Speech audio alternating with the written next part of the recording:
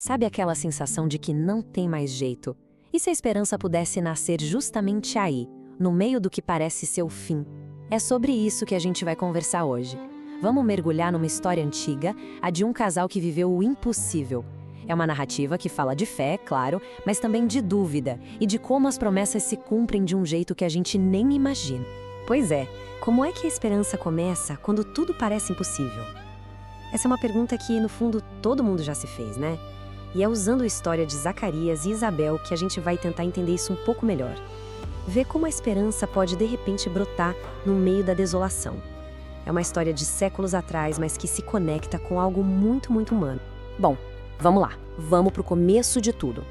A nossa história começa com Zacarias e Isabel. Pensa num casal que era super conhecido pela sua devoção, sabe? Mas, por trás da vida pública, eles guardavam uma dor, uma tristeza muito particular. Uma contradição enorme. Olha só que interessante. De um lado, eles eram um exemplo de uma vida correta, Zacarias era sacerdote, Isabel também vinha de uma família de sacerdotes, ou seja, eram pessoas justas, respeitadas por todo mundo, só que por trás de tudo isso, existia uma dor que eles carregavam em silêncio. Eles não tinham filhos.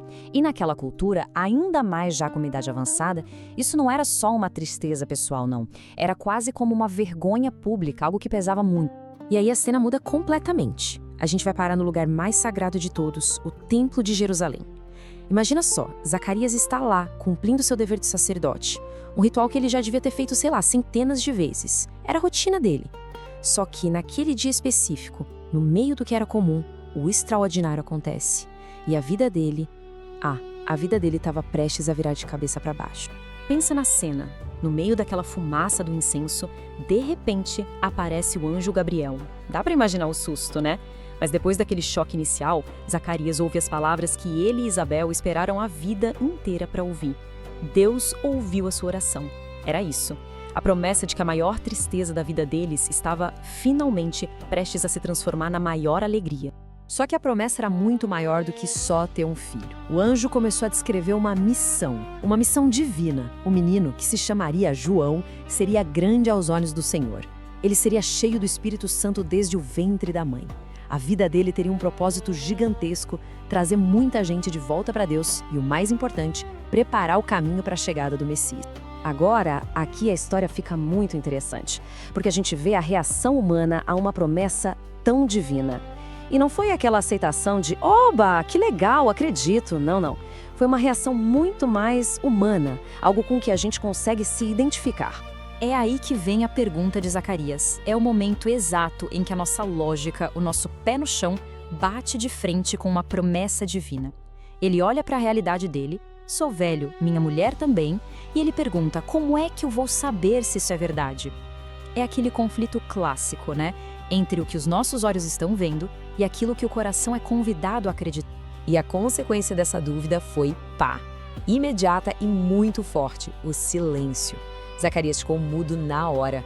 Mas veja bem, isso não foi só um castigo, sabe? Foi também um sinal, um tempo forçado de reflexão.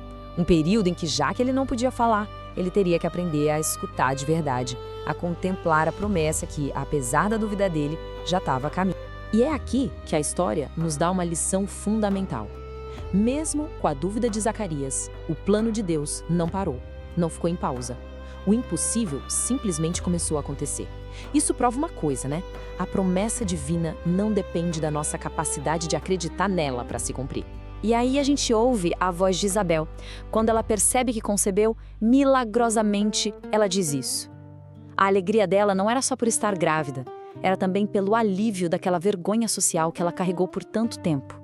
A humilhação pública, como ela mesma diz, tinha sido tirada dela. Era um gesto de favor, de carinho divino. O nascimento de João, claro, é o grande momento. A família, os vizinhos, todo mundo reunido, e a expectativa era que o menino recebesse o nome do pai, Zacarias, como era o costume. Mas ele, ainda mudo, pega uma tabuinha e escreve. O nome dele é João. Gente, no exato instante em que ele obedece à ordem do anjo, a voz dele volta, e as primeiras palavras que saem da boca dele depois de meses de silêncio não são palavras comuns. É um canto de louvor, uma profecia. E esse é o ponto central de tudo. O nascimento de João foi muito mais do que a alegria de um casal idoso. Foi uma demonstração de força, de que o plano divino vai muito além do que a gente acha que é possível. Exatamente onde a nossa lógica diz game over, a fé enxerga um start. Ok, então saindo um pouco da história específica deles, qual é a lição maior que fica? O que a experiência dessa família nos ensina sobre a esperança, essa coisa que a gente tanto busca? A história deixa bem claro que a esperança, nesse contexto, não é só ficar de braços cruzados desejando que algo aconteça. Não é uma espera passiva. É uma virtude ativa. É uma força que pega a nossa dúvida e transforma em ação. Que pega o nosso desespero e transforma em fé. Exige participação, mesmo quando tudo é incerto. Não é só esperar, é agir na esperança. Então, resumindo, o que essa história ensina pra gente? Primeiro, que os planos de Deus quase sempre nos surpreendem. Segundo, que justamente a nossa maior fraqueza pode ser o palco perfeito para o poder divino agir. Terceiro, que duvidar não anula a fé. Na verdade, muitas vezes faz parte do caminho. E por último, que a espera ativa, essa espera com confiança, é a forma mais poderosa de esperança que existe. No final das contas, a história de Zacarias e Isabel é como um espelho de uma esperança muito, mas muito maior. A espera deles por um filho vira um grande símbolo da espera da humanidade inteira. E esta promessa final nos lembra de uma coisa. Assim como João chegou, no tempo certo, aquele que é esperado também chegará. E com ele vem a promessa final de que não haverá mais temor entre nós, porque ele é o nosso Salvador.